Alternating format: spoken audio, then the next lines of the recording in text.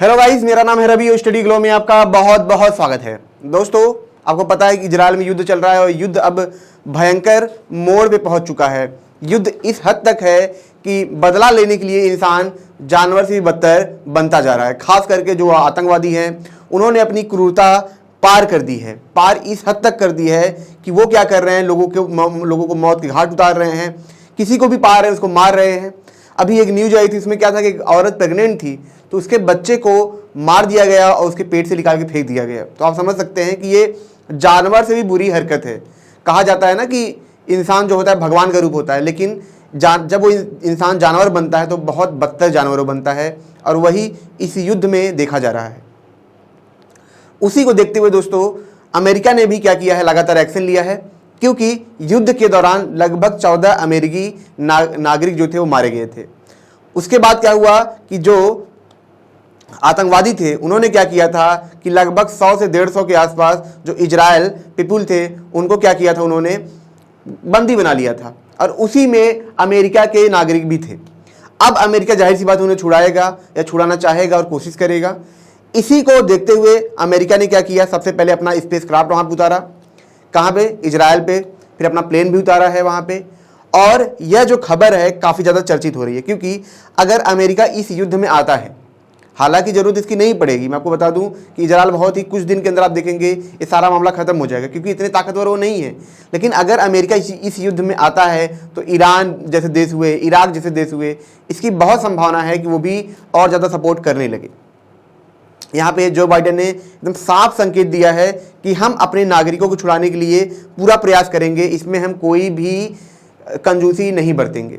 और इस वजह से ये मामला खराब होता जा रहा है, क्योंकि ये पहली बार ऐसा है कि इजराइल खुद इतना ज़्यादा उसके ऊपर अटैक हुआ। इससे पहले कई देशों ने अटैक किया, लेकिन वो हम हर बार वो क्या था कि सेफली पूरा गेम जीत जाता था। लेकिन इस बार क्या हुआ कि जो आतंकवादी थे उन्होंने पहले से ही प्लान करके चल रहे थे, वो पहले से उन्होंने प्लान किया था, और फिर जिस हिसाब से अटैक किया, जिस हिसाब से अंदर घुसने का प्लान था उनका, वो इजराइल उन्हें रोक नहीं पाया। पहले तो उन्होंने बहुत तेज़ी से बमबारी किया 7 अक्टूबर के आसपास। उसके बाद क्या था, वो अंदर घुसने लगे, फिर कई थिएटर में जाके लोगों को मारने लगे। ठीक है, पूरा कत्लेआम मच गया। जिनको पा रहे हैं मार के फेंक दे रहे हैं, काट के फेंक दे रहे हैं, बच्चे हुए चाहे कोई भी हुआ, सबको मार के फेंक देते हैं। तो इस हद तक वो कत्लेआम कर रहे हैं। तो इसी को देखते हुए यहाँ पे दोस्तों एक न्यूज़ है, देखिए आप देखेंगे, अमेरिकी नागरिकों को हमास के कब्जे से छुड़ाने के लिए बड़ा कदम उठाएगा यूएस, जो बाइडेन बोले। दोस्तों इन्होंने कुछ कॉन्फ्रेंस दिया, उस कॉन्फ्रेंस को हम समझेंगे तब हमें समझ में आएगा कि आखिर पूरा मामला क्या है। यहाँ पे दोस्तों मैं आपको बता दूं कि यूएस ने क्या किया है, सबसे पहले उसने क्या किया, यहाँ पे आप देखेंगे कि उसने क्या किया, गेराल्ड आर फोर्ड जो उनका स्पेस क्राफ्ट है, यहाँ पे आप देखेंगे, इसको उन्होंने क्या किया है, वहां पे उतार दिया, समुद्र तट पे उतार दिया है। लगभग इसकी अगर बजट की बात करें दोस्तों, लगभग $13 बिलियन में मिल के बना था। तो आप समझ सकते हैं कि किस हद तक ये खतरनाक होगा। यहाँ पे जहाज़ों को देख सकते हैं, तो ये अकेला ही काफ़ी है 2-3 संगठनों को हराने के लिए, किसी देश को भी हराने के लिए अकेला ही काफ़ी है। तो ये अमेरिका ने उतारा, एक अपना प्लेन भी उतारा है। अभी इसने सप्लाई चालू नहीं किया है। मैं आपको बता दूं कि जैसे प्लेन उतारना अलग होता है, लेकिन होता है सप्लाई देना, कि लगातार बम बारूद की सप्लाई देना, लगातार देना, तो वो अभी इसने नहीं किया है। हालांकि इसकी ज़रूरत भी नहीं पड़ेगी जहाँ तक मुझे लगता है, लेकिन फिर भी इतना बड़ा एक्शन लेना ये बहुत बड़ी बात है। दोस्तों हम कॉन्फ्रेंस का शुरू करें, समझे आखिर उन्होंने क्या बताया। लेकिन उससे पहले मैं आपको ये बता दूं कि हमारा फ्लो का कोर्स है, इसे आप जरूर अवेल करें। आप किसी भी एग्जाम की तैयारी करते हैं, कोई भी काम करते हैं, आप देखेंगे आप कई साल लगा देते हैं, लेकिन चीज़ों में कुछ समझ नहीं आता, ना एग्जाम क्रैक होता है, ना चीज़ें अच्छे से निकल पाती हैं, ना कोई चीज़ अच्छे से होता है। लेकिन रिसर्चर ने यह पाया कि जब कोई इंसान फ्लो की स्टेट में होता है, लगभग 100 साल की रिसर्च के बाद उन्होंने पता चला कि जब कोई इंसान फ्लो की स्टेट में जाके कोई काम करेगा तो उसकी जो एफिशिएंसी होगी वो 500% बढ़ जाएगी, यानी 5x, यानी 5 टाइम वो एफिशिएंसी बढ़ जाएगी। यानी कि जो काम इंसान 5 सालों में करेगा उसे महज वो 1 सालों के अंदर वो कर पाएगा। और इसी कोर्स को दोस्तों हम यहाँ पे लाए हैं मात्र 299 में। अगर आप देखेंगे तो यहाँ पे कॉन्शियसनेस साइकेबल प्रीफ्रंटल कॉर्टेक्स सिल्वा मेथड, जो इंडिया में है ही नहीं, इसे हम पहली बार इंडिया में लाए हैं, अल्ट्रा लर्निंग, तो काफ़ी कुछ है यहाँ पे सीखने के लिए। तो दोस्तों अब हम आगे चलें। यहाँ पे अगर हम देखें, सबसे पहले मैं आपको ये बता दूं कि ये जो युद्ध हुआ था ये 7 अक्टूबर को शुरू हुआ था। ठीक है, सुबह के वक्त ये शुरू हुआ था। जैसा कि मैंने बताया, लगभग 14 अमेरिकी नागरिक जो हैं इसमें मारे जा चुके हैं। अब उसी में क्या हुआ, जब बंधक बनाए गए, लगभग 150 के आसपास जो बंधक थे वो बनाए गए, तो उसमें अमेरिकी बंधक भी आ गए। तो इसको ही अमेरिका ने क्या किया था, वार्न किया था। युद्ध के दौरान दोस्तों लगभग 1700 लोगों की यहाँ पे डेथ हुई थी। ठीक है, उसके बाद जब ये सारी चीज़ें होती हैं और अमेरिका को दिखता है कि इजराइल के ऊपर सच में बहुत अटैक हो रहा है, तो उसके बाद जो बिडेन का क्या होता है, कॉन्फ्रेंस होता है, उसमें वो कुछ बताते हैं, कुछ बोलते हैं। उसके बाद फिर क्या होता है, जो स्पेस क्राफ्ट होता है अमेरिका की तरफ आता है, वो ये बोलते हैं कि जो यहूदी हैं, जो ज्यूज़ हैं, ये बहुत कम है पूरे वर्ल्ड में, ठीक है, और ये बहुत ही माइनॉरिटी है। इसीलिए इजराइल एक ऐसा देश है जहाँ पे यहूदी सेफ हो सकते हैं, जहाँ पे सेफ फील करते हैं, ठीक है, वरना उनकी जो जनसंख्या इतनी कम है, बचेगी ही नहीं। अब उसी के ऊपर हमला हो रहा है, इसीलिए अमेरिका क्या करेगा, उनकी मदद करेगा। उन्होंने ये भी बात की कि लगभग 1000 के ऊपर कत्ले आम हुआ है। अब बहुत गलत तरीके से हुआ है, इस वजह से इसे मानवाधिकार का उल्लंघन भी कहा जाता है। मानवाधिकार का दोस्तों यहाँ तो बहुत ज़्यादा उल्लंघन हो चुका है। एक चीज़ और देखी गई, जो बाइडेन ने भी कहा, उन्होंने कहा कि यहाँ पे औरतों के साथ यौन शोषण किया जा रहा है, सेक्स किया जा रहा है, रेप किया जा रहा है, उसके बाद उन्हें परेड करा के उन्हें काट दिया जाता है, उन्हें मार दिया जाता है। तो इस हद तक यहाँ पे ये जो बर्बरता है यहाँ पे दिखाई गई है। उसके बाद दोस्तों यहाँ पे क्या आप देखेंगे कि इन्होंने कहा कि हम जो पॉलिसीज़ है उनके अकॉर्डिंग काम करेंगे, और इसी के तहत इन्होंने क्या किया, कोऑर्डिनेशन का काम शुरू किया है। किसके साथ? जर्मनी के साथ, फ्रांस के साथ, इटली के साथ, यूके के साथ बात करना शुरू किया है कि अगर ऐसी कोई समस्या आती है कि अगर कोई और सपोर्ट करता है तो ये लगातार इसके ऊपर एक्शन ले सकें। उसी को देखते हुए दोस्तों यहाँ पे क्या था, मैं आपको दिखा दूँ कि जो प्लेन था जिसका नाम था नेबातिक एयर, ठीक है, एयर बेस है, वहाँ पे एक प्लेन भी उतारा गया, ठीक है, और ये सब चीज़ें की गई। मतलब आप देखेंगे वहाँ पे स्पेस क्राफ्ट एक उतारा गया है, एक प्लेन उतारा गया है।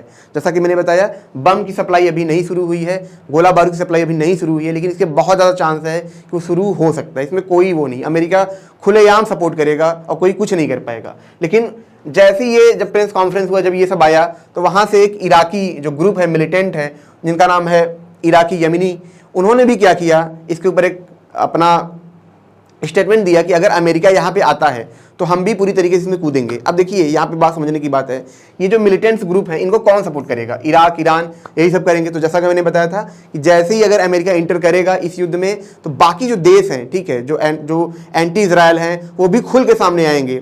तो ये एक युद्ध जो है, अभी जो छोटा युद्ध चल रहा है, जो इजराइल और फलस्तीन के बीच में चल रहा है, हो सकता है कि ये बहुत बड़ा हो जाए। मतलब आप समझ सकते हैं कई देशों में ये युद्ध बढ़ने लगे। तो इस हद तक एक खतरा है कि जो छोटा सा युद्ध है, इस हद तक ये बढ़ सकता है। अब समझेंगे दोस्तों कि ये जो अटैक था इस बार क्यों इतना खतरनाक था। इतनी बार अटैक हुआ इजराइल के ऊपर, लेकिन कभी भी इतना बड़ा हमला नहीं हुआ था, इतने बड़े लेवल पे कि लोग नहीं जा पा रहे थे। मतलब इतना बड़ा डेथ जो नंबर था कभी नहीं आया था। लेकिन इस बार का जो हमला है, ठीक है, आयरन डोम भी नहीं बचा पाया, क्योंकि जैसा कि मैंने बताया कि वो 1000, 2000, 5000 मिसाइल से एक साथ हमला कर रहे हैं। तो कहाँ से आयरन डोम उनको बचा पाएगा? और अचानक से हुआ। तो यहाँ पे अगर नंबर हम देखें दोस्तों, इजराइल में जो डेथ हुआ है लगभग 1000 से ऊपर यहाँ पे डेथ हो चुका है। कई लोग यहाँ पे बंधक हैं, न जाने कितने लोग घायल हैं। उसके बाद दोस्तों जब इजराइल ने क्या किया, अटैक किया, इजराइल ने जब लगातार एक्शन लिया, तो यहाँ पे देखा गया कि लगभग जो 1500 आतंकी थे जो अंदर घुस गए थे, आप समझिए जो अंदर घुस गए थे, ठीक, इजराइल के अंदर, उनको मारा गया, उनको वहाँ से ख़त्म किया गया। जिसमें से फिर जब इजराइल ने अटैक भी किया, लगभग इसमें 850 जो लोग थे फलस्तीन के वो भी मरे, और लगभग 4500, 5000 के आसपास लोग यहाँ पे घायल हैं। तो जैसा कि मैंने बताया दोस्तों कि पूरा आंकड़ा भी निकल के नहीं आया है। जब तक ये युद्ध खत्म नहीं होता है तब तक निकल के नहीं आएगा। हो सकता है निकल के भी ना आए, क्योंकि मैंने पहले भी बताया था कि कुछ ही देश ऐसे हैं जो रियल आंकड़ा बाहर निकालते हैं, जैसे इंडिया, वरना कोई भी देश उनके जब सोल्जर डेथ करते हैं तो वो निकालते ही नहीं है, ठीक है। तो ये एक बड़ी प्रॉब्लम होती है। तो यहाँ पे आप देखेंगे जो मेन मुद्दा है कि यहाँ पे जो लोगों की डेथ हो रही है, यही सबसे बड़ी प्रॉब्लम है, क्योंकि आतंकवादी जो है अंदर घुस पा रहे हैं। तो यही एक सबसे बड़ी वहाँ पे समस्या है, और इसी को देखते हुए अमेरिका एक्शन ले रहा है। आपको पता है कि जो इजराइल है अमेरिका का छोटा भाई है, तो अमेरिका हमेशा ही इसको खुलेआम सपोर्ट करता है, यहाँ भी करेगा। लेकिन इस बार डर ये है कि अगर अमेरिका सच में बहुत सपोर्ट करता है तो कहीं ऐसा ना हो जो इराक है, ईरान है, क्योंकि आपको पता है कि अमेरिका ने इससे पहले भी उनके जो कमांडर थे मारा था, तो खुल के वो सामने आएंगे, तो युद्ध लंबा खिंच सकता है, बड़ा खिंच सकता है, जिसकी वजह से ये युद्ध सिर्फ 2 देशों के बीच में न रह के ये इंटरनेशनली ये क्या हो सकता है, ये फैल सकता है। इसका एक यहाँ पे खतरा है। तो दोस्तों ये छोटा सा लेक्चर था। अगर ये आपको अच्छा लगा हो, इसे लाइक करें, कमेंट करें, शेयर जरूर करें। और जैसा कि मैंने बताया था, हमारा एक फ्लो का कोर्स है, इसे आप जरूर अवेल करें, ताकि आपकी जो एफिशिएंसी है, ताकि जो आपकी काम करने की क्षमता है और जो सक्सेस पाने की क्षमता है, वो बहुत ही फास्ट हो सके, 5 गुना तेज हो सके। तो मिलते हैं नेक्स्ट लेक्चर में। Thank you so much.